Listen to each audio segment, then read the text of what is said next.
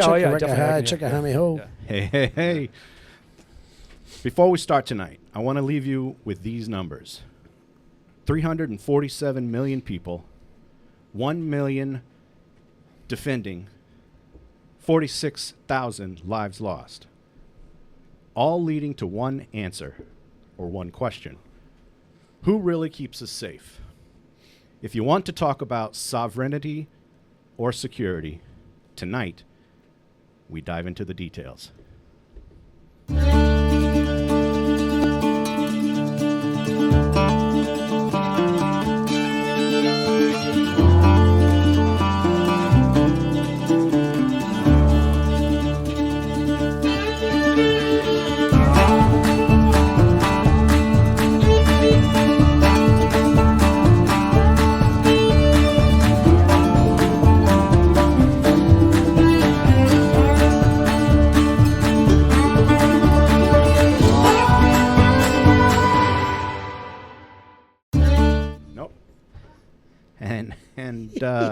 Welcome to another episode of the Rhode Report, coming to you live from Cumberland Tavern Studios. Boom. I'm your home. You said home and you messed me up. I'm your host, Caleb Minson. Tonight we're joined by Mr. Brad. Nacho. And then sitting in for Jason, we have a special guest. She's got the wrong camera up. There we go. That's so funny. So this is our first time we've ever been live. So if you are watching us, please don't make fun of us. This is a learning curve. We are doing this. We're doing it. All right. So sitting in for Jason tonight, we have Mr. BJ Charette. 10-4. BJ, tell us a little bit about yourself. So I've been living in Cumberland since 2006. I moved here because of my wife. That's why all of us move here. Yeah, it is. It really is. Listen, happy wife, happy life, right? Yep, Yeah, absolutely. I grew up in Bellingham and moved to Cumberland in 2006 when we bought our house and made it our home, my home. I absolutely love it here. I really do, and I know you got to interview. No, go ahead. Just keep talking. One thing that I absolutely love about Cumberland, I grew up in Bellingham. I spent 26 years in Bellingham. I only knew the people I went to school with. That was it. I came to Cumberland, and I know everybody. Cumberland's a much tighter-knit community. And I really appreciate that. Everybody seems to know everybody. There's a lot of really, really great people in this town, and I'm proud to live here. I really am. Yeah. Absolutely. So, before I introduce our actual guest tonight, we're very happy, by the way, to have you on the show. I don't want you to feel like we're just over. Good stuff. I know I want you to know we're very happy that you're here. I'm really happy to be here. But before I introduce the guest tonight, I'm going to tell you a little bit about him. And I'm going to read it because it's long. And we all know how I am with reading. So winded. Our guest tonight is a Rhode Island native and longtime advocate for Second Amendment rights. As the founder of Rhode Island Second Amendment PAC, he's spent over 2 decades on the front lines of the state's gun legislation battles. From pushing local departments to follow carry permit laws in the late 90s, early 2000s, to today, actually, to engaging directly in the political and legislative process. His work has focused on ensuring that Rhode Island laws reflect both public safety and personal freedom, bringing the gap between lawful gun ownership and reasonable governance. He's known among civic circles as a voice of reason and grit, someone who brings lived experience and legislative insight to every debate about rights, responsibility, and the role of government in the lives of citizens. When he's not testifying at hearings or helping candidates navigate 2A policy, our guest continues his mission to educate and organize within the community, ensuring the Rhode Islanders never lose sight of their constitutional sovereignty. Welcome to the table, Mr. Glenn Valentine. Well, thank you. With that introduction, speaking of wives, if my wife heard that, she would actually think I'd get things done. So, she asked me if can I watch this live. I said absolutely not. We'll give you a printout. You can slip it under a pillow. Yeah. So anyway, Man, that was long-winded. No, I appreciate it. Thanks for having me. I appreciate the opportunity to be here. I'm interested. So you deal with. So we had on some guests, I don't know, a couple months ago, with the Rhode Island League for Small Business. And I think that's who we had on, right? Like that's who you're kind of involved League of Rhode with. Island Business. The League of Rhode Island Correct. Business, I'm sorry. And it wasn't long after that episode you reached out and you said, hey, I know a lot about the legislative process in Rhode Island when it comes to 2A. And if you ever want to have me on, you'd be more than willing and more than happy to actually talk to us about it. Sure. And I mean, we've been wanting to have a 2A show for the longest time. And as soon as you said that, I was like, well, that's our expert. So Sure, yeah. we're going to have you on. Yeah. Sorry, go ahead. Yeah. So just so you guys know, this is just a conversation. We're not, it's not a, it's laid back. Open mic night. Open mic. We're just talking. We're having a conversation, smoking some pipes and having, I had a no little idea soda. that you were a pipe smoker. You didn't? I had no idea. I am thrilled to have another pipe smoker in the area. You know, Yeah. I got my pipe all the time. Yeah, I carry it with me. Yeah. I keep two in my truck.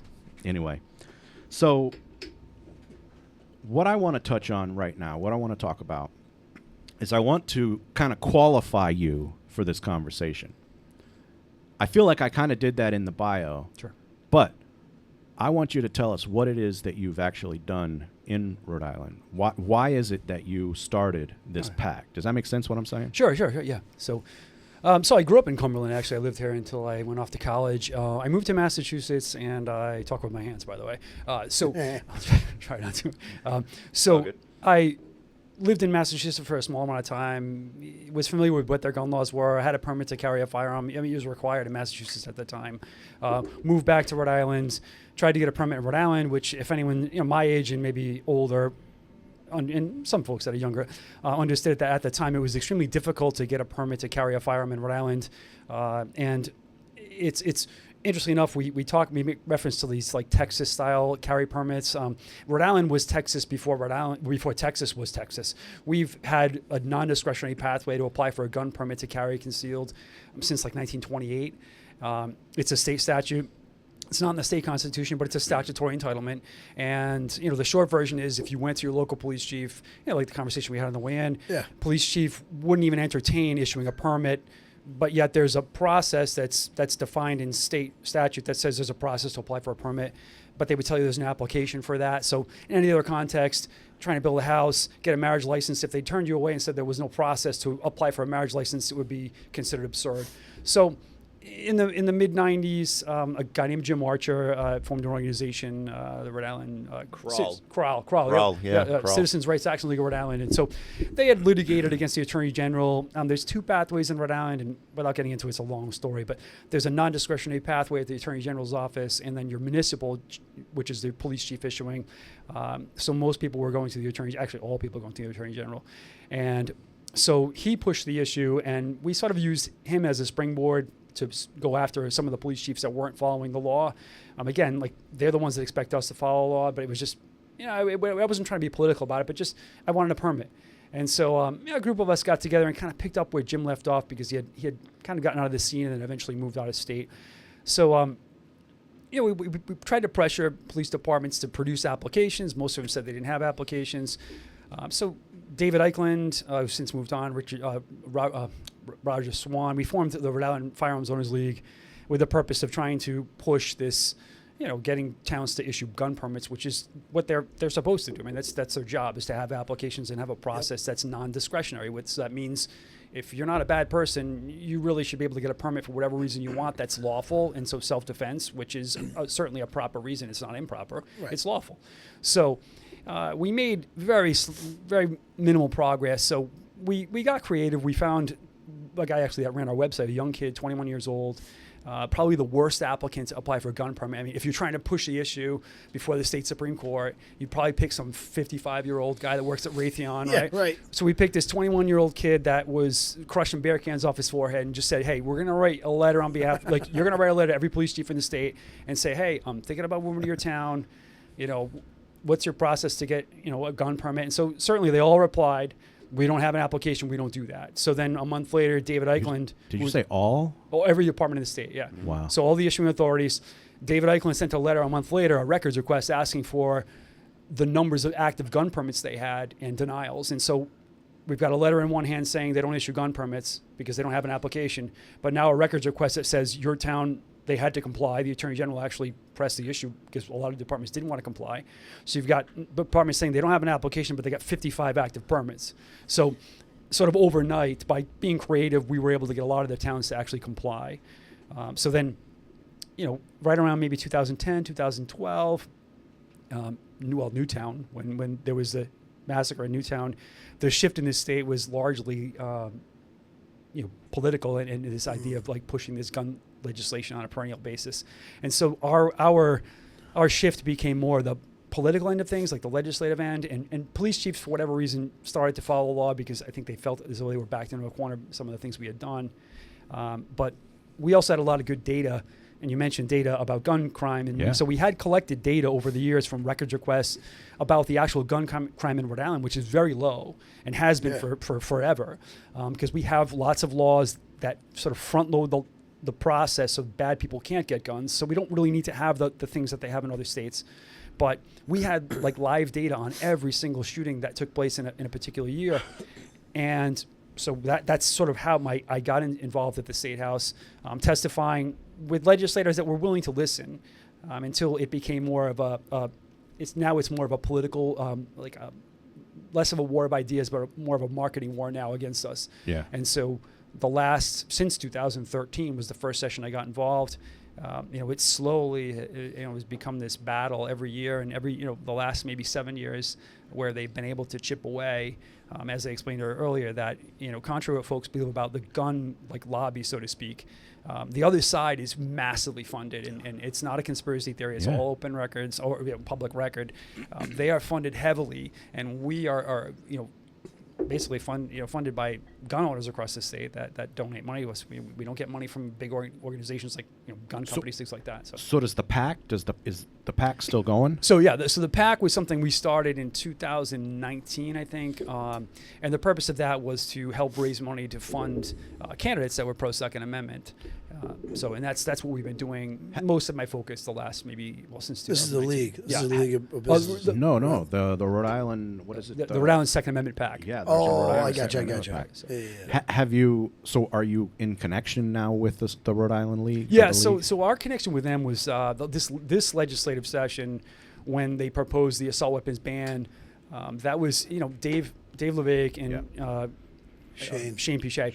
They're not huge gun guys, but they're familiar with guns, and they loosely connected to clubs and things like that. But they got involved because they've been political in the past with respect to some of the things that happened during COVID, right? So they saw this as there are businesses across the state that with just a swipe of a pen could be driven out of business. Like down I believe in East Greenwich, but there's the range down at Exeter, this multi-million-dollar facility that just is up and running, producing lots of tax revenue for the state. And they're pushing this agenda to ban all these types of firearms that essentially are going to wipe them out.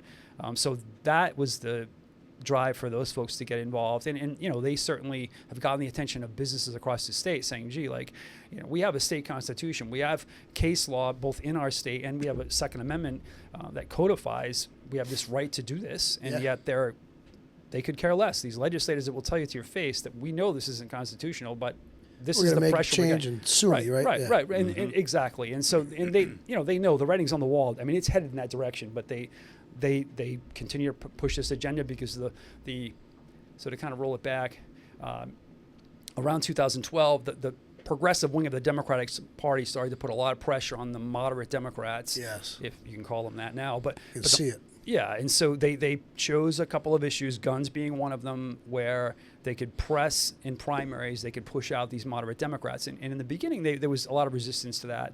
But the last 4 or 5 election cycles, they've caved, and they've let a lot of bills. I mean, really, they've let everything through now. And I think what do you think? I think that has to do with the amount of funding that they have on the other side. Oh, right. Absolutely. Moms demand action. I mean, they're busting them in, and there's just so much money that gets. Is this federal money that's been thrown at them? So who's busting them in? Well, I mean, federal money, right? That's and that's what's being shut down. I think now. Yeah, I mean, it comes in from all over the country. But the NGOs and all that stuff, Yeah, that's where the money comes from, which is right. They follow the they money, show right? up in numbers. Not as many numbers as us though, but Right. they always get the front row seating, which So- is interesting. Oh, no kidding. You go to any of these rallies, you're going to see, I don't know, probably 20, 30 yellow shirts to every one red shirt you're going to see, but they get front row seating. Why? Because The money? when they Do they pay them? when they Pay to got the play? news when they got the news in there and stuff, they want to show what's up front. Moms demand action. Man. Right, they're more organized with. So when you look at all the organizations associated with Moms Demand Action, the Rhode Island Coalition Against Gun Violence, they're the same groups that are connected to all of the sort of fringe left-wing organizations. So if you notice, when they have something related to the Clean Rhode Island Act, Right. it was the same folks that showed up on gun night. So the gun folks that the anti-gun supporters are the same ones that show up on all these left-wing fringe issues, and that's what legislators see. And they're worried about primaries. I mean, primaries, you get very low turnout, so it doesn't take much to knock off. And they have successfully knocked off some of these more moderate Democrats. So they're afraid. Mm-hmm. They're afraid. And people that were with us have caved, which is actually worse than being anti-gun. If they truly believe the things that they were pushing for, that'd be one thing. I mean, you could respect, I guess, their opinion, but for someone that is just purely political, that will step on you and your rights and step on your throat simply for political reasons, is even worse. Yeah, and that's a problem. No So- accountability. So you're saying that people who are pro-gun are caving, or at the state house level, like on the legislative? Oh, sure. There were plenty of folks. My first few years there were plenty of representatives that were in the General Assembly that were with us and didn't fold at all. And then all of a sudden, overnight, in one session, they were threatened by the Democratic Town Committee in that particular area, mostly the East Bay. And so the next thing you know, I mean, Jay Edwards was one of them, I'll say it. Jay Edwards was solidly on our side, representative from Tiverton, was in an area where he could easily be taken out if they had a good candidate, right? And not that they haven't, but if they had an organization out there, he was with us, would tell us to our face, he was solidly with us, in the open, behind closed doors, and now he's supported he voted for the magazine ban, voted for the assault weapons ban. He just. Well, they want to hold on to every little bit of power they still have as a right. moderate side, because you have the progressive left trying to take him out. Right. So it's like, you either play ball. I mean, it's happening on the federal level right now. I mean, look at the shutdown with Schumer. They got AOC nipping at his heels, and he don't want to lose that power. Right. So it's like, okay, I'll sacrifice my values and, vote this way, which is not the way to do it. That's not why we vote these people in, but you see it on a regular basis these days. Right. And the specifics of what these bills do and don't do, most of these legislators don't read the bills. No. And so when the majority whip comes around and pressures them into signing onto a bill, ask any legislator, this Cumberland, ask Mia Ackerman what was in the assault weapons ban, and she wouldn't be able to tell you what's in it. She said assault weapons. I gotta wait for an election year because she only shows her face around that time. Right. Well, and she's the perfect example, and I'll say it. She's more concerned with being a representative than representing folks. Yeah, 100%. So you were saying a minute ago that politics has kind of hijacked the conversation around safety. Now it's actually about, like you just said, who actually reads the bills and knows what's in them. Right. It's become very political. Because, I mean, honestly, if you look at the numbers, it doesn't make sense. Right. No, it's not. Anything else so I'm from the Navy, right? I was in the Navy. And we used to do this thing called operational risk management, right? And you want to, obviously when you're doing something operationally in the military, there's risk to it. But you want to try to limit as much risk as you can, knowing that there's going to be some risk. And that's done through looking at the numbers, looking at the possibilities. And if you look at the numbers in the country, and even in Rhode Island, especially Rhode Island is like, why would anybody ever put any legislative bill to outright ban firearms in Rhode Island based off of the stats and whatnot? But people don't care about the stats. All they care about is They feel good bills. the feel-good Right. bills. Yeah, absolutely. 100%. Right. Because, I mean, I'll go through a few of these stats right now. The population, obviously, based off of the last census, is 347 million people in America. 1 million of that is in Rhode Island. There are, when it comes to, and I feel like, all right, so I feel kind of like people are letting this go in one ear and out the other. The common sense is gone. And these stats have probably been regurgitated over and over and over. Right. But I'll do it again, right? So 300 plus million firearms in the United States. How are you going to get all those back, right? Of the, according to the CDC and Johns Hopkins, in I think this is a 2024, maybe 2023, 46.7 thousand firearm deaths out of 347 million people. That is 0.013%, right? But you got to look deeper. You got to dig deeper. Peel the onion back a little bit, right?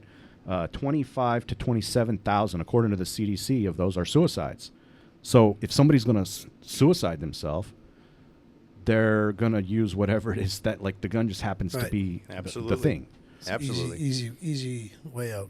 That's 58% of that total. You know what I'm saying? And again, like I said, I feel like you're beating the drum. You're just going over and over these numbers. Nobody's listening to them anyway. It doesn't matter. So of that, 17.9 thousand, according to the CDC, are actual firearm homicides. Now, if you want to juxtapose it, right? Like, if you want to say, all right, so what is the number that is good guys with guns, right? Like, everyone wants to say that the answer to a bad guy with the gun is a good guy with the gun. There's been, per year, defensive gun uses 1 million, according to the Heritage Foundation, according to RAND, and then other types of surveys. This isn't just one survey. There's been anywhere from 500,000 to 1 million defensive gun uses. And that doesn't mean that a firearm was used. It doesn't mean that it went off. That could have been a brandishing. It could have been, hey, I have a firearm. It could have been a warning, but a firearm. Or it could have been a police stopping someone. Mm-hmm. But that's a 56 to 1 ratio of defensive versus homicides. So if you want to look at the numbers, right? Like, if you want to look at the numbers only, it doesn't make any sense to create any type of legislation. Am I wrong? Right. And so that's a pragmatic approach, and that's what we've said for the last, again, decade and a half up at the General Assembly, and it resonated with some folks for about 4 or 5 years, and then the money poured in from the other side, and that narrative changed. But having said all of that, that really doesn't matter post 2022 when the Supreme Court ruled on the Bruin decision. So everyone focuses on the Bruin decision about carry permits, and the New York State Rifle and Pistol Association litigated because New York had no permitting process that was non-discretionary, right? So back to the permits again, but it's germane, right? So in that case, they had 2 questions before the court, and everyone sort of ignores the second one. So one is, do you have a civil entitlement to carry a firearm in public concealed, or at minimum concealed? And the answer was yes. And even the state of New York conceded that. I think in the case, the actual the Attorney General for New York actually conceded that. But the second question was, how do you assess Second Amendment cases in the federal court system, right? Can you apply scrutiny? Intermediate scrutiny, rational basis, strict scrutiny, or is it text, history, and tradition? So really all that means to the regular person is that you cannot means test when you have a case before the Supreme, any federal court or even state court, where it implicates the text of the Constitution of the Second Amendment. So what that means for regular people, I guess, and I'm not a lawyer, but regular people, or, Layman's for us, terms, yeah, yeah, layman's yeah. terms means that public safety, I know it sounds absurd, but public safety cannot be considered when you're weighing whether there's an infringement on a Second Amendment right. Because in 1791, they considered that. They knew in 1791, they weren't dummies. They knew that people would take guns and do bad things. But it's an insurance policy, right? So for the 17,000 people that go out and break the law with guns and kill people, it's awful. It's, like you said, mostly drug related. But that doesn't offset the constitutional right for someone to go out and own a firearm for self-protection. Agreed. Right? Because it is an insurance policy. And the struggle is trying to convince people in 2025 why you need to have some of these firearms, right? But it doesn't necessarily mean, do I necessarily need certain types of firearms right now and an hour and a half from now? Probably not. But do I know in 5 years, 10 years, 30 years, or in 2020 when people burn cities to the ground? Yeah, Right? 100%. And you know, Today. right. And people throw the term tyrannical government around, and I think, you know, when you say that, a lot of people that don't agree with us, they roll their eyes. Yeah. But a tyrannical government isn't necessarily a government that goes out and does something to you. Like, well, for instance, slavery. We had that 160 years ago. You'd think that would be enough to motivate people to say, gee, we probably should be able to own firearms.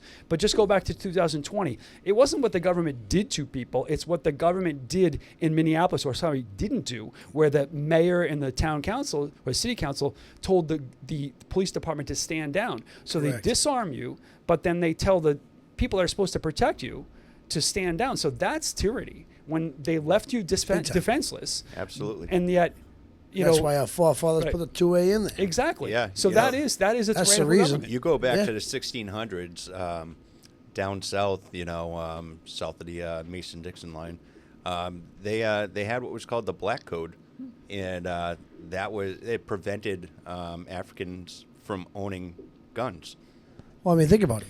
You know, Look at the rest of the world. Why? Can you tell me? Exactly, because and you know the answer. I know that's Yeah, a I know. question. Right. You know, they didn't want the People. the African Americans. In fact, most of them were just African at that point. A lot of them weren't even born here at that point. But they didn't want them to have the ability to rise up against. Correct. So It's a power s- thing. Right. Yes. And again, I don't mean to interrupt. No. To all you rise want. up against, again, when you say a tyrannical government, right? 100%. So what does that mean? Does it mean, for me, it means that town that you live in Alabama, where the police chief and the mayor and the town councilors are in the KKK. Correct. Right? And these Yep. are people that are actively lynching folks, Yep. and Absolutely. they want to disarm them. You know, the Deacons for Absolutely. Defense, Yep. there were black gun clubs. This Rob Williams, who was a communist, okay, but they formed gun clubs in Georgia to dissuade, some of these is recent as the 60s, right? So I mean, these are effective ways to deter folks from doing bad things. We interned Japanese in the Second World War. I mean, that's Yeah. tyrannical. Yeah, 100%. Absolutely. Well, I mean, look at the rest of the world. Like, where is there another country in this entire world right now that has the gun rights that we have? None of them. And look at what's happening to them. Yeah. Like, look What- at the UK right now. Look at Ireland Right, right now. right. Mass protests, like millions of people showing up to this stuff, and Well, it'd be different. It'd be different if you had 300 million people with guns. Well, you look at any. Well, we do have 300 million. Well, that's what I'm saying. 300 million. That's why it hasn't guns, happened here. Not 300 million people. But 300. Well, yeah, true. You look at any communist nation that's pretty much slaughtered their own people. China, perfect example. Stalin, Hitler. Yep. Well, Hitler was a socialist, Mao. but Mao. Uh-huh. Kim Jong Il. These people are not allowed to protect themselves from the government. Now, No, they're They not. can't take a shit without having to swipe their finger on a thing right now. like seriously, Right, so- you Need know, a fingerprint for it. the first thing that they do before they pretty much imprisonate everybody is they take away their means of defense, Yep. and, Yeah. and that's that. Game over. I listen. You look at what the Europeans did to the Native Americans. I'm going to tell you right now, there were a lot of Native Americans here in America before the Europeans came over, and if they had Yes. guns, the Europeans Different would have story. turned their asses around. Yeah. They Exactly. I mean, honestly, if they had Right. guns, then the Europeans would have probably never had to face them because they'd have probably shot themselves. That's one of the arguments, right? Like that's one of the things that people see. This is the issue. People want to forget the dirty side of history. They want to tell their own story, and there's this movement within the left side that says that all of the land here was owned by the Native Americans, right? They were fighting themselves. Absolutely. They were slaughtering each other. Absolutely. They were taking each other slaves. We weren't really fighting them in that sense or matter. Yes, there was a lot of things that we did that were many of those tribes they banded together for one common cause. Yeah. Yep, 100%. To get rid of the Europeans. Yeah. Yeah. You know, Yeah. They did. They said we are all under attack right now. But most of the land that we have now, and this isn't what the topic the show's about, so I don't want to go too far down this rabbit hole. But most of the land we bought, and I know people say, yeah, we bought it with what? Smallpox blankets? Well, they didn't know about diseases back then, so it's not like we were purposely giving them smallpox blankets. Does that make sense what I'm saying? No, I know what you're saying. I don't know the facts on that. You know, I've definitely heard about the smallpox blankets, whether or not they knew what they were doing. I really don't know, but at the end of the day, the facts are if the natives had the weapons, you know, that the Europeans had, they would still have this land. Yep. That's for 100%. sure. Yeah, no or doubt. they'd have killed each other off. Yeah, one or the other. Well, I mean, I don't know if I'd say that because, I mean, you know, other countries have, you know, their weapons. Or, you know. Well, it's a different mindset, too, right? So this is going to kind of go deeper. Like, there's a deeper conversation that needs to be had when it comes to this, right? What is the true nature of mankind? Oh, man have been killing men since the beginning. yeah, since the beginning. Since Cain killed Abel. You know what I'm saying? Yeah, right, yeah, exactly. It's gone back, you know, as far... when we had the first man, the next man killed him. Yeah. You know, that's it. Why? Because he probably had something that the other one wanted. That's how it works. Yep. So that is human instinct. Human instinct. You don't have to look very far to know what human instinct is. You just go to a nursery, go to where babies are, right? You don't have to teach them how to steal. They want something, they go take it. Absolutely. You don't have to teach them how to be violent. They want something, they go bite or hit to take it. Yep. That's the nature. You have to teach people to not do that stuff.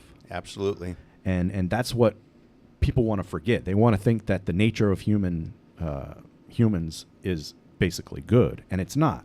It's not basically good. No, we're animals at the We are. at the end of the Oh, day. yeah. I mean, Instinctual. we're still an animal. At the Yeah. core, we're animals, yeah. 100%. And I'm not going to get into the religious talk or the moral talk, even though that's kind of like I've been watching a lot of shows lately, especially after Charlie Kirk was murdered. The conversation is what is the nature of mankind right now amongst at least one side. And also the conversation is, was America founded as as Judeo-Christian, right? Now, I don't think that the Constitution says anything, and this is, again, we have to look at the Constitution. The Constitution doesn't say anything about separation of church and state. It talks about on a federal level, it talks about there not to be an actual religion from a federal level. But there were all types of constitutions throughout the individual states at the time that actually had religions baked into their constitutions. And it wasn't until the 14th Amendment that they were required to rewrite all their constitutions and align more with the federal constitution. Does that make sense what I'm saying? Yeah. So it's a deeper conversation, and people don't want to have it. They want to hit these talking points. They want to talk about on the right side, they want to talk about the 347 million population, 1 million defenders, 46,000. You know what I'm saying? They want to talk about that. On the left side, they want to talk about the school shootings and all of the how dangerous firearms are.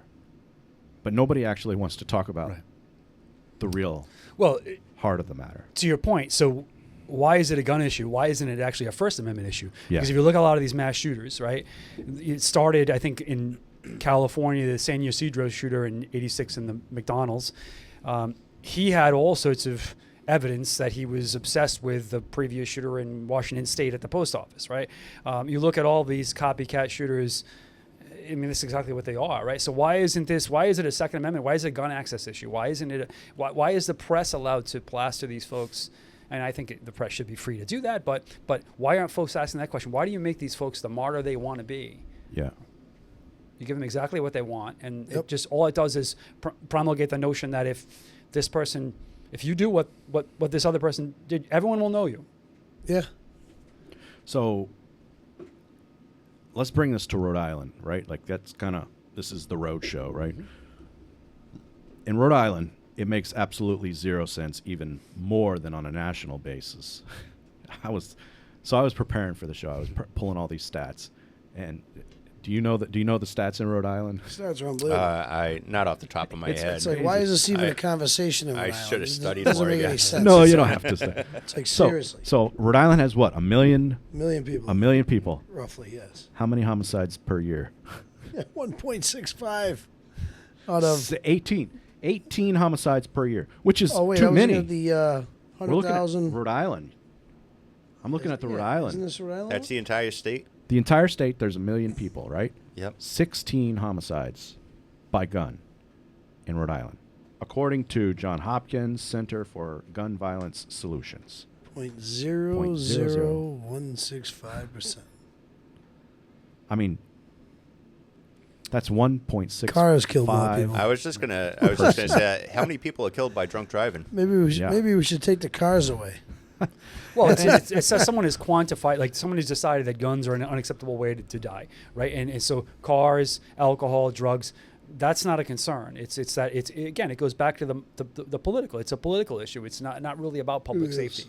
They know what those stats are, and they don't care. It could be zero, even though we've managed to not have thank God, have the issues that they've had. Like New Hampshire is as unregulated as you can possibly be, and they've got the lowest gun deaths per capita in the country, right? Yeah. California leads the country in mass shootings, and they have no more gun control to pass. They have to invent things that don't exist so that they can create new gun control, right? Correct. So we managed to not have all of the things that they said we need to pass these laws in order to prevent.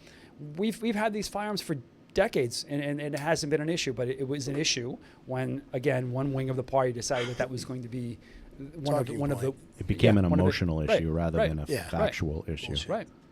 And I mean, I get it. People are scared. Like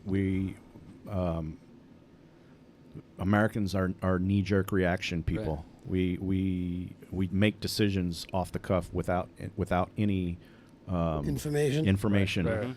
And Yeah, let's face it, 80% of the population don't pay attention to squat anyway. Right. Oh, yeah, no. yeah. All That's they do is that's one thing I realized during the campaign. they worry about the action versus the solution. Yeah. And it's always reaction. There's no proaction. Right, but you just mentioned being scared, and so actually we had this conversation Yeah. when we were a little earlier. Like, gun owners should be pissed off because of all the things that have happened to us. But the people Yes. that vote for anti-gun Democrats in this state that think that they're doing something good, they should be more pissed off than we are, because the things that they've passed that they think will make them safer don't do a damn thing. So if anyone goes to sleep tonight thinking that they're safer because we have an assault weapons ban, need to understand that ban does Right. not. The day after that ban takes place, you're going to walk into a gun shop and buy the same exact gun that can be converted back into what you said 48 hours earlier Correct. that you could own, right? So this idea of feeling it's nonsense. It's absolute nonsense. There's no way to put the toothpaste back in the tube. We have laws, and BJ knows you've all purchased firearms before shooting. Yep. But you fill up, Allegedly. yeah. So we have, we passed a law decades ago that said you need to have a background check and a waiting period, right? And there are laws that say that if you purchase multiple firearms, it has to go to the Attorney General's office and then to Right. the It's all ATF. part of the Brady bill. Right. So 3 years ago, the guy out in Barville bought 169 guns in 152 days. Right? And he had a drug conviction or a drug possession charge, something that would made him disqualified. And no one picked up on that. And so no one asked the Attorney General why was this guy was this able to guy buy allowed more to buy guns all than there those were guns? days? Yeah, right. And so why didn't someone not ask the ATF? No, instead, we need to change the law, right? The Attorney General supported a change to the law because he can't effectively do his job, right? Yeah, So I mean, exactly. so if you can't stop that guy, right? Then what's going to stop the guy that wants to buy one gun illegally? I mean, it's ridiculous. It's comical. It's comical. Yeah. So the cat Practice what you preach, right? It's like, yeah. Right. So the solution to that was to take the process to purchase a firearm and have that go through the police department where you live, as opposed to the ones that where the shop resides, where they're familiar with processing these applications. So it turned into a massive backlog. Again, I know people that are concerned about public safety don't care, but it is a civil entitlement. So when you're forced to wait 60, 70, 80, 90 days, or have a police chief that decides, like in Warren, that they're not gonna allow you to buy a firearm because of a wellness check they did 45 years ago on you, and he knows the only pathway to overturn that is to go to court. And his exact words, from what I've been told, were "just sue me." Right? A guy who's got a 95% denial rate for gun permits, right? When it's a civil entitlement, and even the Attorney General's office is telling them you need to issue permits, right? Yeah. But he's, again, concerned with public safety, but is not smart enough to know that police chiefs in other towns are issuing more gun permits than he is. So now a guy who wants to be part of the conversation about, have some say in what you get and what you don't get is now a non-entity, right? But he's not smart enough to figure that out. So Or stubborn. So do you go to the State House and talk with these people still, or not anymore? So mostly now my involvement's more with just raising money for candidates, and I help folks out okay. that do go to the State House. But I think for a while there, it was effective. Now they sort of see us as the gun lobby, so Right. it's like they don't want to see our faces up there anymore, and they were pretty aggressive with us. So in the last maybe 3 or 4 years, so we've kind of shifted to having. Some attorneys going, and I mean, not that it matters. It doesn't really matter. It doesn't Right. matter. Not in this state. It doesn't matter. It did for a while, but it doesn't really anymore. We definitely don't want one AG getting in that's running for it. I know that. Right. Jason Jason Knight Knight, guy. yeah. Oh, don't want that guy. Yeah. Oh yeah. Hell no. Vote no on that guy. I don't understand it. Like, see, I look at things from a point of pragmatism, Right. and obviously I know that people approach situations from different angles. Right. People see things differently, but I don't understand this one. Right. I don't understand what they're actually seeing. Like, I get that they're scared. People are scared. I get that. But if you look at the numbers, and I had a conversation. There's two things I want to talk about real quick. I had a conversation with somebody one time, and he just kept telling me, but the school shootings, we got to stop the school shootings. So what do you do about the school shootings, right? Like, how do you stop that? Well, number one, you got to fortify the schools more than what they are. They're already fortified here, at least in the New England area. Pay cops. Right. But you got to fortify them. And the argument that I've read online, because we've had this conversation with people within the chat communities, is I don't want my kid going to a school that feels like a military encampment or prison. Let's face it. Like, You go to a jewelry store. Right. You go to any other type of... You get on a plane. If you walk get on a into plane. any federal building, Yes. you got metal Cops detectives. everywhere. That's what you I'm know, saying. you go to the State House, you're going to have Capitol Police. In my job, sometimes I have to go to, the federal building in Providence, the IRS building. To walk in there, you got to take your shoes off. You're going through a metal detector. Yeah. But Which they we don't need the refuse schools to do that. They refuse to let that happen in our schools where we can protect our children because, that's how you protect people. You protect money. well, let's face it. What's the easiest place to walk into right now with a gun? And these kids know it because there's nobody there to stop them. So And if all of a sudden you had 2 or 3 cops at every school in town, guess what? That person might think twice because they might not make it to the front door. And it wouldn't be bad to have those relationships with the police, Yeah. to have them in there, But why? What is their argument on not having it? Like what is the argument? I don't know what's going on in their head. I really don't. it's but fear. right. This is the topic of the show, right? Sovereignty or security. What was it? Let me pull this up real quick. One of our founding fathers said. Those are right? what prefer Yes, Oh. that's the one. Here, let me You see. I'm gonna know pull it. it security up over real quick. freedom, deserve neither, or whatever. It was Thomas Jefferson, I thought, right? Who said? Give me a second. I'm gonna pull it up real quick. Who said? Who talked about You don't have a Jamie here? safety. Who's Like Joe I Rogan? don't You need a know. Jamie. I need a Jamie. Jamie, pull that up. Yeah, I don't have a Jamie. Well, usually we do. We have. Well, we have a Teresa. That's right. We usually We usually have a Craig. Usually we have Greg. assistant producer, but even he doesn't really know how to use the computer that well. If you're listening, yes, I said it. I don't know if he's listening or not, but Going to be anyway. looking Probably for a new not. producer soon. He's partying somewhere. Yeah, he's out of town. But we appreciate the fill-in for coming in tonight and helping us out either way. But this internet's moving slow. So one of the founding fathers, and I don't have it off the top of my head, said that if you want, if you're willing to give up freedom for security, you don't deserve either. You don't have either. Correct. Yeah. And that's from someone that would enter your home illegally, from someone that would hurt you on the street, Mm-hmm. and that's for the government, tyrannical government thing. I mean, you've heard some of the Democrat legislators out there. I think he's not a legislator, but Don Lemon was out there interviewing people, and he said straight up, Yeah. you need to Go buy get firearms. guns. Go get guns. Go get guns. Legally, he did. I want to say he did say go get them legally. Right. But it was Thomas Jefferson. Dangerous freedoms to peaceful servitude, right? But Well, you look at the same folks that are like the same folks that are advocating to disarm civilians, right? Which is the left, are the same folks that are telling us we have a tyrannical president. Yeah, I know. So, right. So how does that work? Like at the end of the day, our side's going to have all of the guns. well, that's why they're trying to change Right. their message with Don Lemon. And I'm Go not buy guns. advocating He's for- building a yeah. ballroom. Oh my God, I'm the not- world is gonna fall in the ocean. I know. I'm not advocating for violence at all, but like I'm going to sit on my porch and watch this happen, right? Like, and I'm not going to worry one Yeah, bit I don't about, want- right? Yeah, I don't want violence either. Right.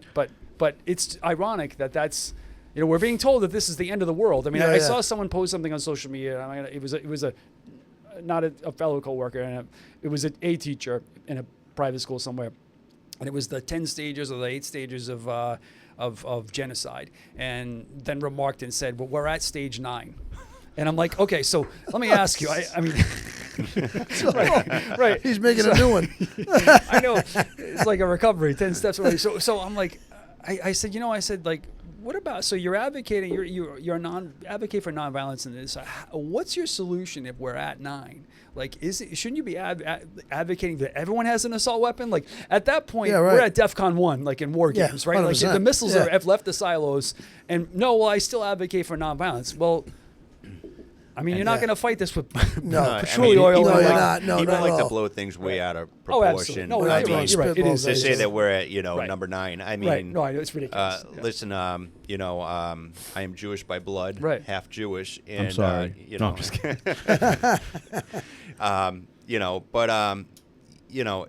Did you kill Charlie Kirk? I did not. That's what I've been hearing. I loved him.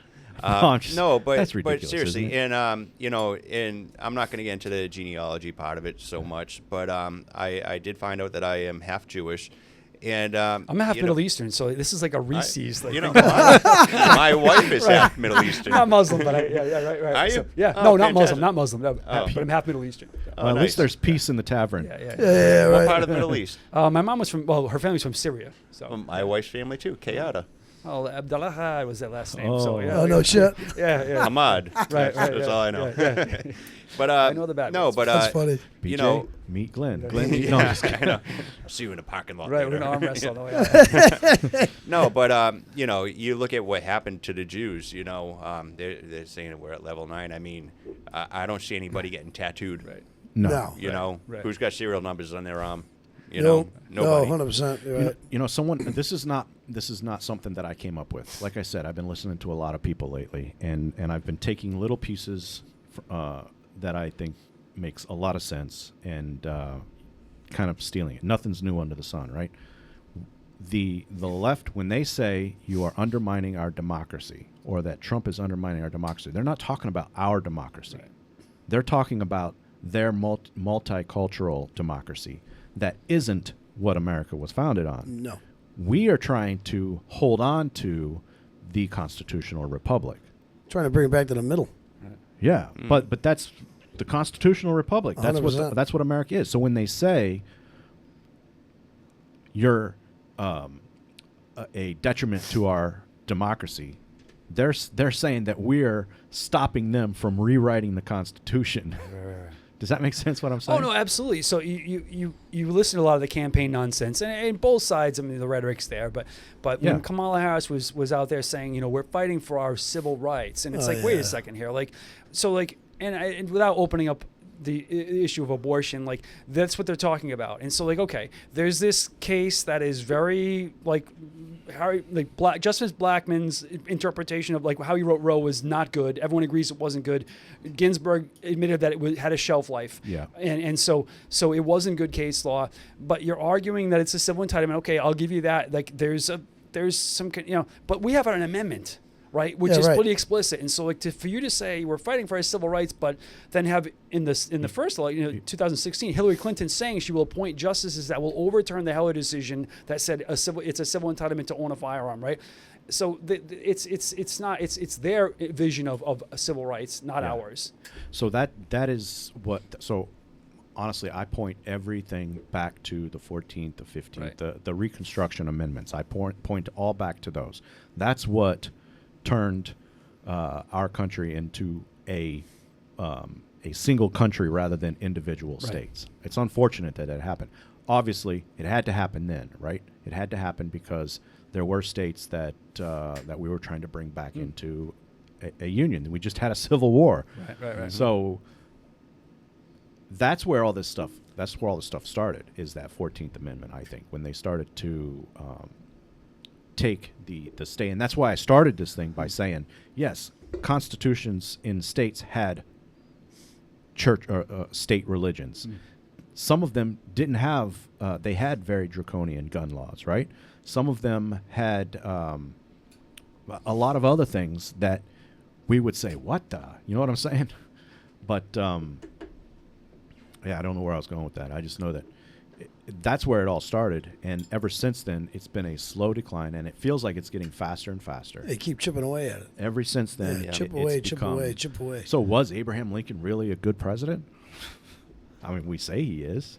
Right. And to that point, there are folks that are, and again, I don't know who I'm quoting someone, I don't remember what the quote was, but it's this sort of approach that the Constitution's a salad bar, and you're sort of picking and choosing which amendments are the ones you're going to hold to be where we can't touch them, and others that just like the Second Amendment is, as Justin Thomas says, it's a second-class civil entitlement, right? Yeah. But this they don't understand that when they pass gun laws, it's not just a gun law that has implications for due process. Red flag legislation, right? So you can go to work and your boss could call your wife and say he's acting strangely today, or your boss could call the police and they could go into your home without a warrant, search your home for firearms that you may or may not own. I don't think non-gun owners don't realize that they can be red flagged just like us. Yeah. The ACLU was opposed to it, right? And there are courts that have upheld this, right? There was an individual that in Burrillville, his son was committed, and they had asked him if he had firearms in the home. And now, red flagging would be for you, not for a spouse or a child. They came back the next day, took all his firearms. One of our attorneys represented him, and he got his guns back. And the judge's own words said, if I had my choice, the law would allow me to take your firearms. And it's just. So Jesus. It opens the door for anyone's home to be searched just without a case. I'm sorry, without an actual show cause hearing. A complaint. Right. So I was talking to somebody the other day, and I'm not going to reveal who it is, but he'll know who it is. He's had a concealed carry permit for ever since he turned 18, and now he's who I'm talking about. Yeah, I know what you're talking about. Ever since, and now he's like my age, in his 40s, right? So he's had one for a long time. A couple years ago, he was carrying, and as he was driving, somebody in a truck had road rage. He was in the car with his wife. Almost run him down. Somebody in the truck had road rage. They told him to leave to the side, pull over to the side. They got right up on his vehicle, pushed him almost off the road, came to his wife's side of the car, and started just yelling and screaming. And he didn't want he was carrying. He didn't want to escalate the situation. So he took off driving. Right? This guy got behind him and just started doing the whole like swerve in front, swerve behind, trying to get him to push off. He kept yelling, "Get off the road, get off the road." He wouldn't do it. Finally, he saw a place where he could turn into a parking lot, and he tried to turn in just as cars were coming, so that the other guy either had to stop or miss it and keep going. So he cut across real quick, went into the parking lot, and he turned around, looked in his mirror, and there was the truck. The truck and the truck came into the parking lot, and he said he saw the guy look at him, rev his truck, and start speeding towards him. And all he did then was he pulled out his firearm, pointed it to the ground, didn't even aim it at him. The guy drove past him, jumped up onto the curb, took off. He got home that night or that evening, or he got somewhere. He got a phone call from the police, the police, and said, Took his shit. "Yeah, we know who you are. We know what you're doing.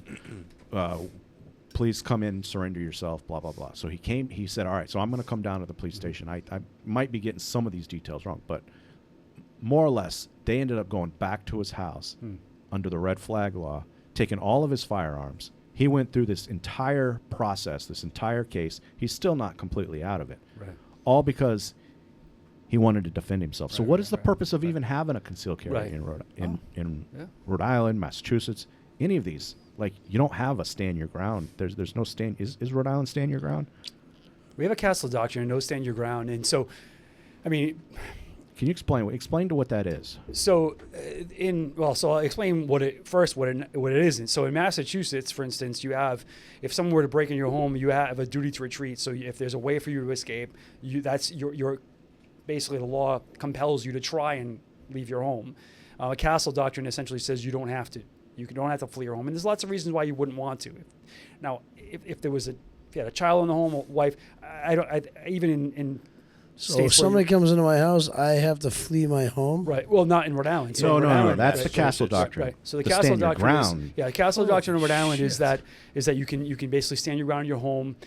Stand your ground is outside of the home. So it doesn't mean you can't defend yourself. It just means that if you have a outside of your home in Rhode Island, we don't have this. So you are bound by law to at least try and get away. Run away. It doesn't mean you can't defend yourself. It just means you have to make an attempt to leave. But why even try to defend yourself if Well, you're going to try to right. defend Yeah, yourself like right. this guy? As I say. And in Rhode Island, it's if you are involved in a shooting that results in a homicide and it's justifiable, it still goes to a grand jury. In stand your ground states, unless the evidence shows otherwise, you are, like in the Zimmerman case, there was never anything that said that he couldn't be charged. It just said if the evidence doesn't show that it's not, if you claim self-defense and the evidence supports that, then you're not immediately arrested, right? In Rhode Island, you could be on TV in front of the Attorney General and the state police colonel on closed circuit TV defending yourself against someone that's actively stabbing you to death.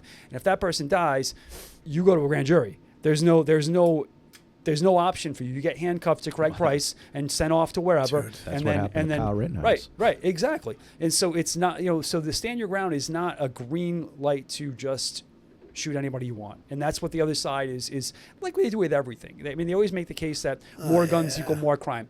Rhode Island is a perfect example, and you cite stats in Rhode Island. We've been fighting this permit issue for 20 plus years. The numbers of gun permits issued in Rhode Island has gone up 200,000% because we never had permits, right? Yeah. And you haven't seen the Wild West. We haven't seen all the things that they claim are going to happen. They don't point to that. 18. Right. 18 homicides. Right. And the irony here is that you keep looking at the clock like we got to stop. No, Okay, we're, all right. yeah, we're Yeah, soon. okay, Soon all right. we will have to. So one point about stats. 5 years ago, actually maybe a little bit longer, Mick Mattiello was the speaker, and he pushed a bill that we supported to basically require the Attorney General to report out on gun crime. Well, all the stats related to guns in Rhode Island, right? So then legislators, just like Department of Education reports on student scores, then you can make decisions about how we address math deficiencies, right? So this bill passed, and the Attorney General was compelled to produce stats on gun crime in Rhode Island, which makes sense because then legislators could look at it and make decisions, right? It passed, and whatever iteration it passed, and it came back as this horrific, like a second grader's science fair project. It was awful. They tightened up some of the things that he needed to produce. We had 3 reps that voted against the bill, and it was simply because they thought, they said publicly that it would just get in the way of us passing more gun legislation. So it's like, why? But if the data says we don't need it, then why? Right? Because Why? it gets in the way of their agenda. So when they send out mailers saying they support an assault weapons ban, Well, that's the issue. when the we don't really agenda. need it, right? All right, So- so here we are. We're sitting here in this tavern having a conversation, just like our founding fathers used to do, sit in taverns. As America was built in bars and taverns, right? Mm-hmm. We are trying to decide, or trying to figure out how to approach this, or trying to figure out what do we need to do. You've been involved with a lot of the legislation. You've been involved with a lot of the. I mean, you've actually, because of the work that you've done. Now the stations have to at least let you have an application process, right? Sure, and coupled with, I mean, so I'm not the With only other one, so there's people, other right, people, but of yeah, course. now it's not a problem, and most, with the exception of Warren. Yeah. If anyone out there is listening, we need someone from Warren. I'm trolling. We have money, No and we, kidding. right, but So, but you've been around. You've been around Yeah. this right, problem or this incident, or I don't know what you freaking call it. shit show. You've but been yeah. around Yeah, it exactly. for, Yeah, for 100%. for 2 decades, Right. and you know a lot about this too as well. Like, what is your background? Like, what have you just like to go up to the state house and Well, he ran Well, for office, so yeah. I did. Right, I right, did. right. So- Twice. Didn't work out. But Hey, I know the Yeah. feeling. Nacho over here. no, but before he starts, I'm going to jump in because Yeah, I know. he ran for office, and he'll probably tell you that didn't get the help he should have gotten, right? Which is the case with a lot of good candidates that run. He was a good candidate, Yeah. probably would have won if he had people that, all of the folks that do complain about, like, how many guys at your gun club helped you out, right? Not as many as there should have been. You right? know, I received a lot of support. Okay, I'm I no, I really did. I received a Way to lot of make me support. eat crow. Okay. But keep in mind that I ran against the machine. Right. Oh, the machine is real. It absolutely is, and I ran Especially in against the this machine. Somebody that was that's very well connected, with politics, does Yep. very well with the PACs Right. and such, and in a very blue area. Right. I gave it my best. Went out. That's all you can do, man. Try to do it a second time. Hey, I got my message out. I really did. But what was the original question? I'm sorry. Sorry, that was my fault, actually. But yeah.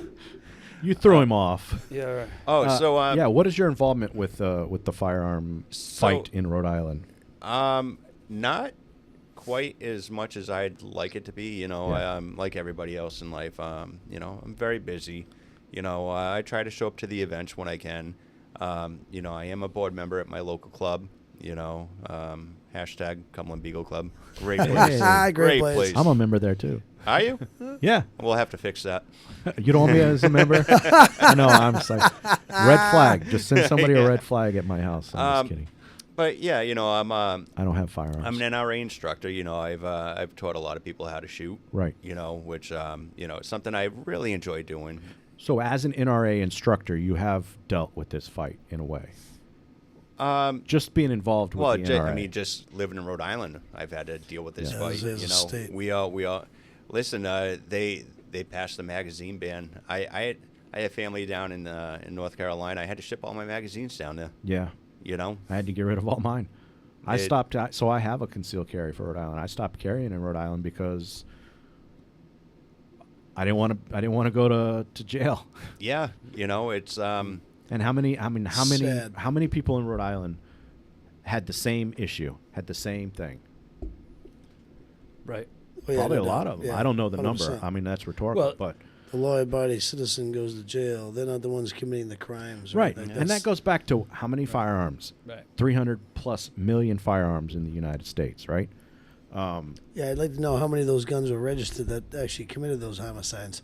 Right. But how are you How many going? of those are well, I'm lawfully not how are worried you about purchased? the registered guns. I'm worried No. about the Um, people that weren't supposed to get them. Yeah. that that would have that's will the still problem. get them, Well, even if we're and how not many allowed of- to get them. Absolutely. And how many were legally purchased? Put it that way. Right, but what about the people that don't sit there on their computer? Like, I'm quoting Mike Chippendale. People don't sit there on the computer and refresh their computer screen and see what the General Assembly passed. Right. So most guys do not know that a magazine No. ban passed, and if they do, they're under the impression that it was like this '94 assault weapons ban type where you can keep it, right? So the question, like, and I asked when we were at the State House during testimony, the Police Chiefs Association was up there testifying. I texted one of the reps. I said, ask him how many magazines they took in, and they said 356 statewide. There's over 1.5 million. So where the the hell are the rest of them, right? So folks don't know that bill passed, which really is, that's the collateral effect. It is. Like, most people that are going to get popped on this are guys that don't understand what the law is, because they think what they own is still lawful to own. But the irony is that in 2021, the Attorney General supported the reduction of 10 grams of recreational drugs from a felony to a misdemeanor, right? In that is fentanyl, which is actually a real assault weapon. 10 grams is enough to kill every kid in an elementary school. Yep. But his rationale was that a felony conviction is an obstacle to housing, it's an obstacle to employment, it's an obstacle to parental rights. Well, why is it that a magazine that holds 11 rounds is okay to be a felony, right? And coupled with this idea that if you get caught, if some kid, like all the social justice warriors in the General Assembly that are all concerned about inner city folks getting banged up on these charges, on drug charges, they've just replaced those drug charges with gun charges now. So when you get caught with a gun, rather than it be a year sentence for carrying a gun without a license, now it's 5 years for the magazine, 15 if you've got the 3 magazines you bought the gun with. So you plea out to, and this is what's happening, is a lot of these young inner city black and Hispanic men that make mistakes are getting popped on these charges, and now the Attorney General is able to stick his foot on your throat and say, listen, you plea out to this gun charge of carrying with a license, we'll suspend your sentence. You've got a felony, though, so, I mean, you can't get housing, you can't, all the things you just said apply to drugs, right? So why is this different, right? Because it's a political issue that's very popular, right? So, you know, and the irony is that, I said that twice, I use that word a lot. That's ironic. Right, that's ironic, yeah. When they overturn the magazine ban, which is inevitable, if you pled out to a carrying without a license because of your fear of the magazine charge, when they overturn that, you pled out to something on something that wasn't constitutional to begin with anyway, which is insane. And if the inner city legislators actually put some thought into this, they would be bullshit. And are they gonna reverse that felony if that happens? Absolutely not. Of course Absolutely not. No. I don't get it. I mean, this is a conversation that honestly I don't feel like we will ever resolve. No. Not people don't look at it factually, and we can sit here all day. We can say numbers. We can say stats. Right. Like, look at this, 2023. Some people are just anti-gun because they're anti-gun. They don't know that. Well, and so that's the thing. When they overturn the magazine ban and the assault weapons ban, and we know based on what Brett Kavanaugh wrote, in the next 16 months it's going to happen. It's probably going to be New Jersey or Illinois. They're going to overturn it, right? So, but then they'll come up with something else to supplement or just call it whatever they wanted to call it to make people think they're doing something, right? So going back to the beginning of this conversation, and I know we're going to have to end this thing. Sure. No, keep going. All right. We're going to hit Brad's small bladder. Yeah. We didn't take a break. Usually we take a break, All right. but we only have like an hour, and now we're kind of going over, so we don't want to be here too much longer. I was looking up the stats here. 2023, an estimated 74.7 thousand deaths were attributed to synthetic opioid overdose. Yeah. Fentanyl, which is far more than the firearm situation. I'll tell you what, I drive around all day long with my job, and instead of listening to the radio these days, I listen to the police scanner, and you would not believe how many calls they get for overdose. Right. How many guns how many calls I've heard about guns? How many? 0 so far. Well, that's because there's only 16 homicides per year. Right. But every by day, firearms. Now I listen to Cumberland, Central Falls, Lincoln, and Pawtucket because that's typically the areas that I'm traveling in, and every day you hear at least one of the towns is going to be calling about an overdose. Right. I think there's about 300 per year, a little less than 300 per year in the state that die from opioid overdose. All right. Yeah. So we're going to have to kind of bring the show to a close. Sure. I don't know if anything that we said makes any difference at all, or if this is just us sitting around the table beating our chest. I don't know if it will make a difference. I don't think it will. People don't look at. You want to say something? No, so like I think what's going to make a difference is people actually vote. So we know, Okay. and we were discussing this earlier, like based on the early voting, mail voting, like we can kind of figure out now like who's voting, how they're voting, and we also obviously know who's not voting. And when you look at, we went to one of these clubs and we actually ran the numbers, and you see that some of these clubs, like they vote. In the last election, I think it was less than 50%. The last 3 election cycles, it was 39%. So if gun owners actually just got out there and voted, we would be able to annihilate these people that are voting against you. But they think that because we live in a blue state, that you're voting for a president that's not going to win, right, in Rhode Island. But they don't understand when they sit home, and you know this, like when they sit home, they're letting the Democrats win everything. So a town like Cumberland probably would be Republican if everybody voted. A town like East Greenwich, a town like 100%. well, Coventry is, right? But there, Warwick is trending red now. I mean, Murray Hopkins got elected, right, in the last election cycle. Yep. So people need to realize that it's the local legislators that are taking your guns from you. And if we can knock off a handful of them, they'll leave us alone because they're 100%. more afraid. They're more afraid of losing their seat than they are of the guns. They are. There's a lot of questions that got unanswered tonight that is that will have to be brought up in another episode. Before we end the show, though, I mean, BJ, tell us about a little bit, and this is completely off the topic. Tell us a little bit about Layla's dream. So, what is that? You can see the cup. The cup. Yeah. The cups. So we have we some got of the cups on we got there. the glasses. The Layla's dream. So my wife and I, we lost our daughter Layla to sepsis. It came out of nowhere. Absolutely, just came out of nowhere. It really did. It did. Listen. I picked. This was right after my first run for Senate. Yeah. I picked Layla up from school on a Wednesday. I brought her to the Boys and Girls Club with me. I was doing a photo shoot for them back when I was a photographer. Mm-hmm. And then after that, I had some friends I had to meet for a meeting. I brought Layla with me to that. Thought something was a little off because she didn't want a donut. We loved our daddy donut dates. She didn't want a donut. But we went home after that, and she wasn't feeling very well.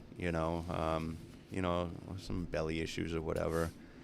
And then the next day was Thursday. We had a big old snowstorm. School was canceled. She had a fever. It was she was sick. She slept most of the day. We called up the her pediatrician. And this is in February. And, pediatrician tells us, it's going around. All the kids are getting sick. Give her some children's Tylenol, see if you can get her to take half of an Advil, and then come see me first thing in the morning. And again, she slept most of Thursday. Friday morning, about I don't know, 3:30, 4 o'clock in the morning, my wife woke me up, and she says, "You got to come see Layla." And I said, "What is it?" She says, "You just got to go see her." And I don't want to go into too much and start getting everybody all the waterworks going, but she was in rough shape. I looked at Elena and I said, "Get your clothes on." I said, "We're going to Hasbro right now." And I knuckled it down to Hasbro. We brought her in there. They took one look at her. They brought us into the back. Doctors and nurses came out like ninjas. They were all around her, trying to figure out what's going on. At first they thought that she might have had meningitis.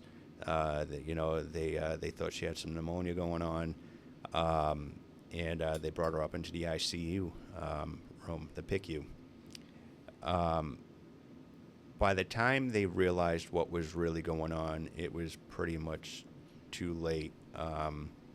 She had gone septic. She had sepsis. She went under cardiac arrest. I believe it was around like 10:30 in the morning, and she was down for quite some time. They were able to resuscitate her. They got a heartbeat back. And then she went down again shortly after noon, and she was down longer, and they were able to get another heartbeat back. And from then on, we had hope and prayers. That was all that we had, and we ended up losing her on Sunday.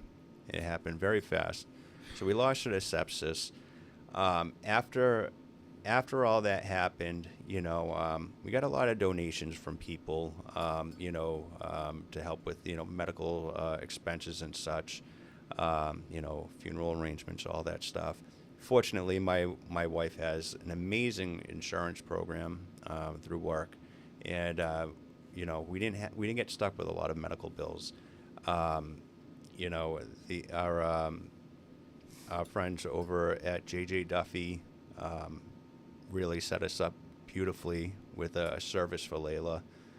And, we had all this donation money, and, people like, oh, go on a vacation, do this, do that. Like, it's not our money. Right. So one of the things that happened while Layla was in the hospital was there was this lady that came around with a cart full of toys. And, she was going into each and every room, and she let Layla pick out a doll, and it was an Elsa doll from Frozen. Yeah, Frozen, yeah. And, we thought that was really cool. We're like, well, we'd like to do something like that. So we started Layla's Dream with the focus of buying toys for the sick children in Hasbro. And that really evolved into going more towards the sepsis direction. And now, most of the money goes right towards sepsis research. As of right now, we've donated $90,000 to Hasbro Children's Hospital for sepsis research, directly to Dr. Lee Polikoff, who was Layla's doctor, while she was in there. And, our goal is, we still like to bring smiles to the kids' faces, buy toys and stuff. But our focus is so that no other family has to deal with what we're dealing with. A lot of people don't realize this. Sepsis is the #1 killer of children in the world. Not firearms. Wow. It's not firearms. It's not cancer. It's not any of this stuff that you hear about. No, it's sepsis. Really? Yep. That's scary. As a father, like knowing your story, man, hearing, because I knew that, I knew that story. Yeah. And knowing that now, anytime, I know I'm hypochondriac anyway. Anytime now that my kids get sick, period, I'm rushing them to the hospital. Yeah. Or to. Hey, listen, that's not a bad thing. I mean, it's scary. It is. It's very scary. But I can only imagine. The work we are doing is it's paying dividends. We're getting the message out there. My wife has received messages, through Facebook and such from people that heard about Layla's Dream and learned about sepsis, and their children have been saved. No kidding. Because of early recognition in this sepsis. So is this a national thing or is this Rhode Island? So we focus pretty much Rhode Island because that's where we are. Sure. Hey, if we could go national, bring it on. So where do people go to donate to Layla's Dream? So you can go to our Facebook page. It's got a link to our. What is the name of the Facebook page? Facebook.com/Layla's Dream. Okay. I believe we still have we have a website that links directly to it, laylasdream.org. Thanks to Ron Karlstrom for hooking me up with that one. Real big media. Yeah. So what I'm going to do, so obviously we're live right now, and this video will it will post later on. In that post, in the description, I'll put the link to Layla's Dream. That would be fantastic. And I want to let you know that 100% of the proceeds go directly towards our mission. Cause. There's nobody taking any money, nothing like that. It just goes directly to there. We don't have a board that we have to pay or anything like that. That's awesome. And I know that you have a PAC as well. That obviously doesn't have the emotional pull that Layla's Dream does, but I want to give you the opportunity as well to share. Where do people go to donate? Well, I mean, the only thing is, I know, right? But I can't. But I mean, the topic of the show. Right. I mean, it sucks that. Right. We weren't. I wasn't expecting the heartstrings. Like now, it's hard to really kind of go to anything else. Right. But it is serious. But anyway, but just for those. Well, so I mean, to get information in general about what's happening in Rhode Island as far as guns go, they can go to rigunrights.com. Okay. And that's a guy named Mike Bernaldi who runs that website. It was something new this year. We tried, billboards on the highway and all that stuff, radio ads. So we've kind of upped our game a little bit, or actually quite a bit. So rigunrights.com is where pretty much everything is now. And then also the League of Rhode Island Businesses. I want to continue Yes. to shout Right. them out because Sure. they They've raised a lot of money for They have. candidates. Yeah, so Get a good cause, For- yeah. and Constitutionality. that's ultimately where you're going to make a difference is Right. by getting Getting the people out the there. emotional, Right. unlogical decision makers out of office Yeah. and put in Right. the logical decision makers. They don't make educated decisions. no, but I mean, it's not just guns. It's not. No, it's not just on guns, everything yeah. else. I don't know why I'm 100%, laughing. no Why doubt am I about it. laughing, Yeah, right? absolutely. No, you're Right, if you 100% don't right. laugh, you'll Right. cry, right? Yeah. Anyway, so if you're You gotta laugh because some of it is ridiculous. if you're watching this now, Right. Sorry. I No, don't go wanna ahead. cut you off, but it's like when I got the notice in the mail that all of a sudden now I gotta create a reasonable accommodation for a woman that is going through menopause. I'm like, well, what the hell is that? Right. What is a reasonable? I'm like, this is all the shit going on in this state, and this is what we're worried about. Like, what are we doing here? Who are those people? We were just at the school committee meeting the other night when they were talking about the transgender issue. Oh, I know, God. That's like I got to get in that And that's fight a too on whole Wednesday. other conversation. whole other ball. Whole other conversation. Like, Anyways, Jesus. if you're a listener, if you're listening right now, please hit the subscribe button, hit the like button. I know we don't have a lot of listeners. This is the first time we've ever gone live. We got maybe 4 listeners right now. You know. But phone we had last thank week. you very much. Because we all have our phones on. Thank you. That's because I'm watching it on 4 different screens. I'm just kidding. But thank you for tuning in. Please share this, like it, comment, subscribe. If you are listening to this after we air, like, subscribe, share, comment. Tell us what you think. Do we are we? Here's the question. Let me pose a question.